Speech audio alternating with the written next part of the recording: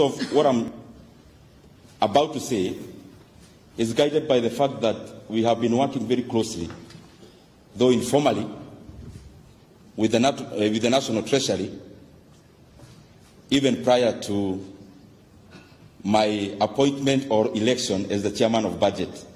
And therefore, most of the things I'll be highlighting, we have many times informally discussed with even the CS for Treasury, Professor Jogona, even prior to the time he was appointed as our CS.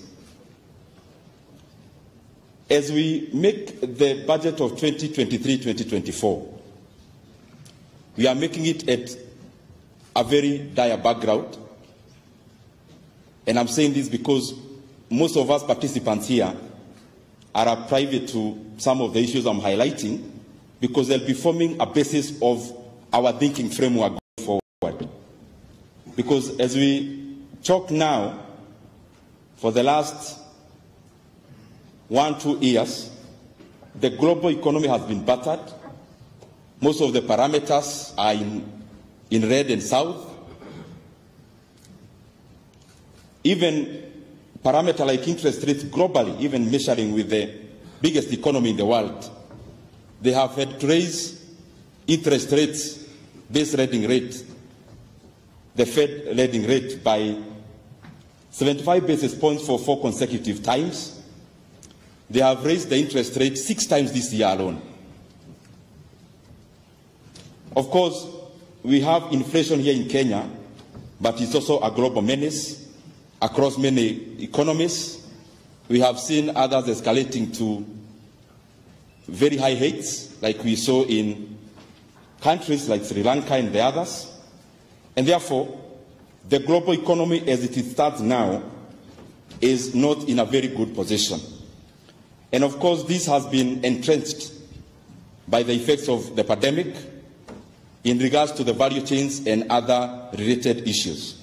Coming back home, as we make the budget of year 2023-2024, we all live in Kenya. I suppose there is no one who came this morning from another planet.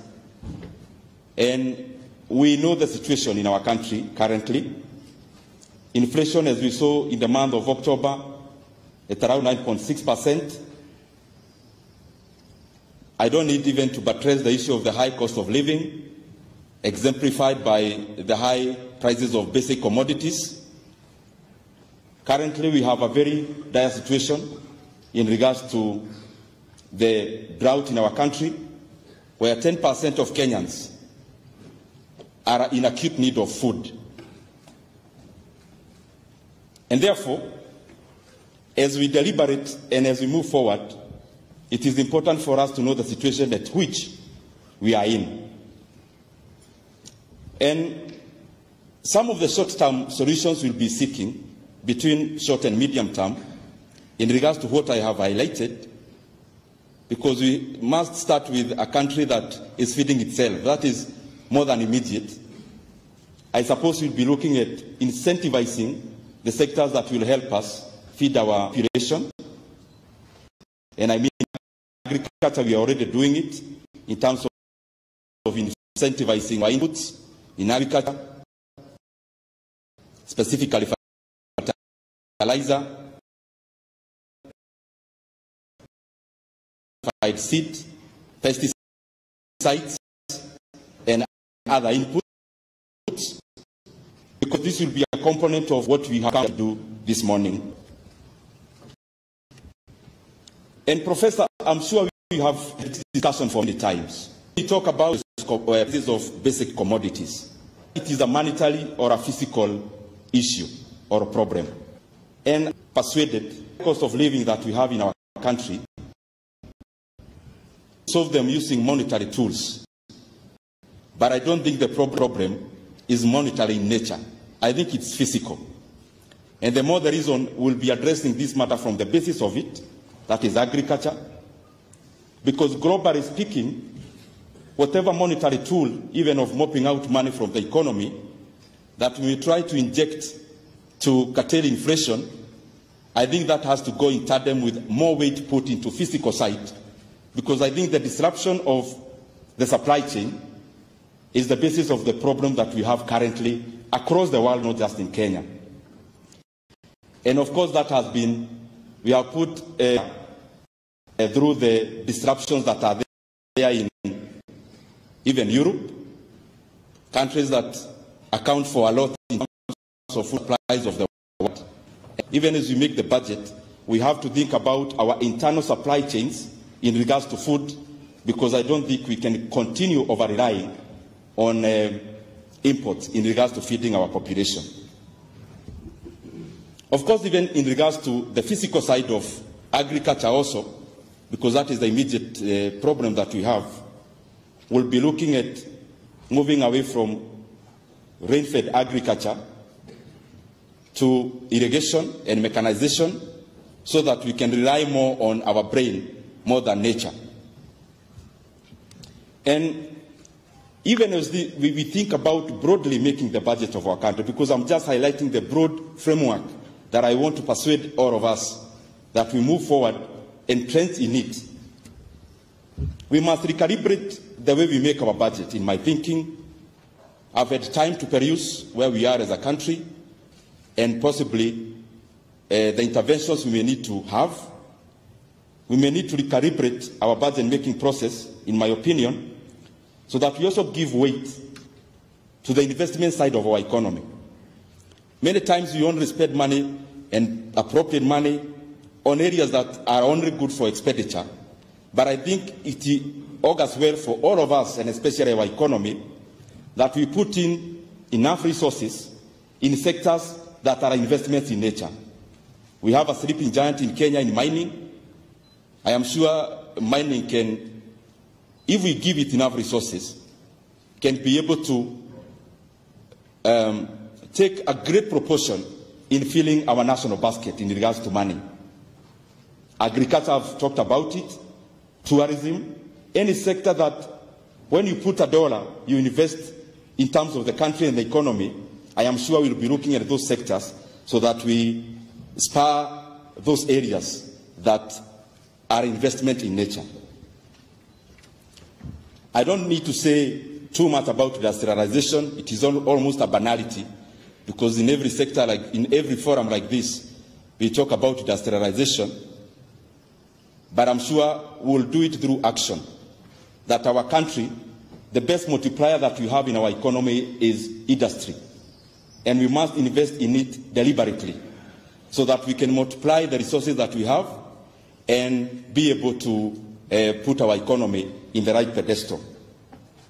And as I talk about this, there is a country I always like referring to, because there is nothing new invented in this world. We learn from each other, peer to peer. Others are higher than us. We must learn from them.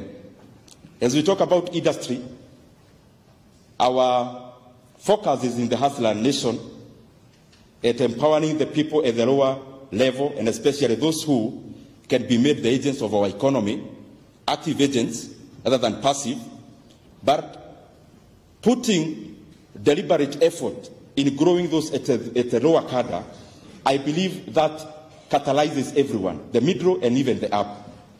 Because when every Kenyan is made to be active, economic-wise, they provide the market for those at the middle and those at the higher level. And I'm sure we'll be borrowing a lot, even from South Korea, where we can have the lower levels becoming suppliers of the middle, graduating upwards.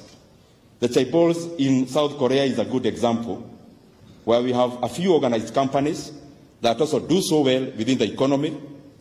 But the basis of this was not just sporadic, it was deliberate. The government put in policy in it in the 1960s, coming up to 1979, and I believe we are at a situation where we can also direct policy to be able to spur the economy, and especially specifically going to the micro in terms of the company that you are dealing with. If you study our friends from China, a few years ago they came up with Made in China 2025, and I think they have been able to achieve the bulk of it. I'm just trying to buttress that as we sit here, we have the men and ladies who can put their brain into works so that even as we make the budget, we direct the resources to where they are needed in the growth of our economy. Other countries have done it. I am sure we will also do it. The issue of the national debt, you must have heard we have come up with a decision that we must cut on the appetite of borrowing, and especially local that clouds out our business people. We'll be tabling our supplementary budget soon, and you know for sure, I'm sure most of you have been consulted. We'll be trying to save around 300 billion Kenya shillings, most of which would have borrowed locally. Because I've heard there before, majority of the people defending the issue of borrowing and talking about other countries borrow. Yes, they borrow. Even the biggest economy in the world have borrowed more than us. We like citing Japan when we want to increase our appetite for borrowing. But even as we talk about that, because it is a component, we must look at the issues around borrowing, majorly around cost. We cannot compare the cost of our borrowing and the cost of the other countries' borrowing, and especially the ones that we cite. Many times we forget to talk and express our mind in regards to the fact that most of these countries we cite to have borrowed so much also led to others. The country that is highest indebted at around to 50% debt to GDP ratio is also the highest led to the US, for example. I don't think we have that luxury as a country. I don't think we led to many, and therefore we have to look at it critically. I don't want to talk much because CS will be going for his first cabinet meeting, but I want to say that the broad vision that we have as the leadership, of course, is growth and equity. And when you talk about growth, from where I sit, it is more the component of income more than wealth. And therefore, our prerogative is to put money, yes, in wealth creation, but more importantly, in areas that will bring forth incomes to the people, because the aggregated income of the micro is what we report as the macro income. Going forward,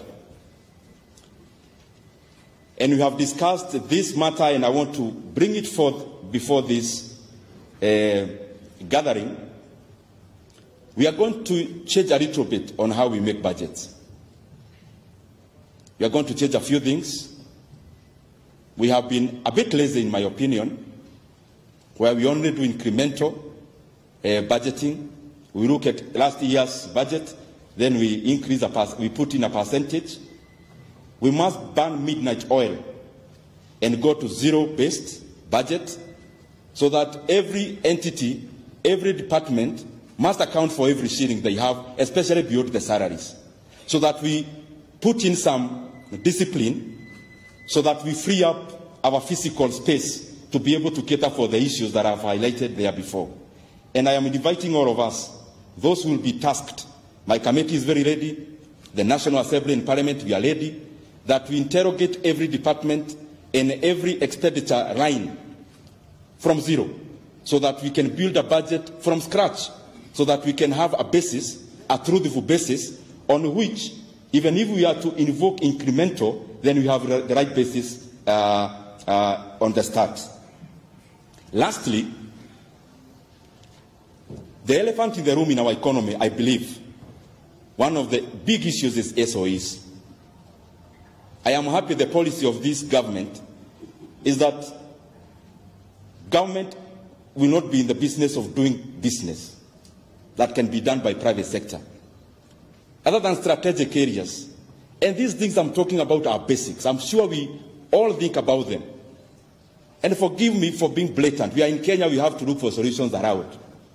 I keep wondering, my grandmother, who has never boarded a plane, possibly has never been inside any plane, has never flown to any destination, is made to pay taxes every year to support people who fly via KQ. When we talk about SOEs, we have to dig very deep, because we cannot have SOEs that hemorrhage money. We must have SOEs that bring money to the basket, interrogate the ones that are critical, and offer critical services to the Kenyan people. But I think it is the right time to shift from hemorrhaging money. We structure our SOEs.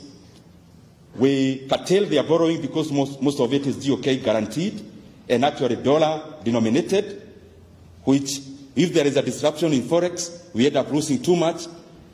We must interrogate that matter, because it is an issue that also has a segment in our budget-making process. Budget Committee, PAS, Mr. Gazesha, Development Partners present, all protocol observed. Good morning.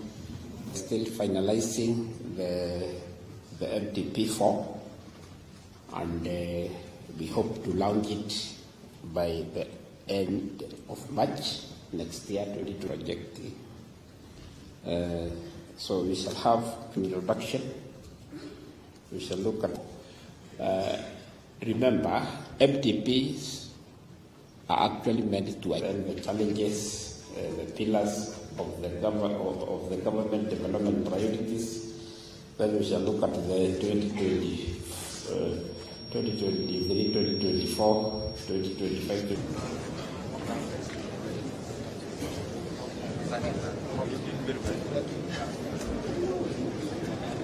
Correct, yes. I was sleeping.